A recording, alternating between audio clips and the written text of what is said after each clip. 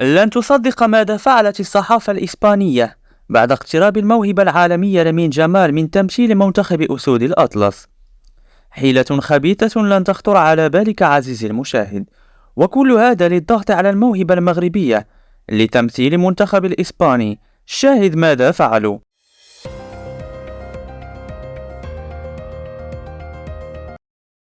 ولكن إذا كنت تتفق بأن الجوهر المغربي لامين جمال سيمثل منتخب المغرب، فلا تنسى الإعجاب بالفيديو والاكتب لنا في التعليقات.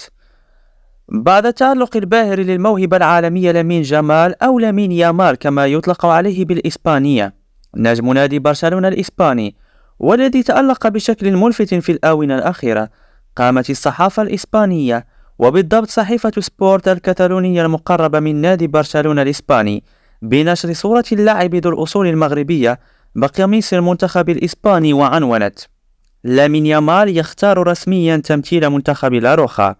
وهي أكذوبة لقلب الرأي العام المغربي ضد لامين جمال وإفساد علاقته مع المغرب، فالحقيقة أنه لحد الساعة لم يحسم الموهبة العالمية مستقبله بعد، رغم ضغط والده المغربي بتمثيله منتخب أسود الأطلس.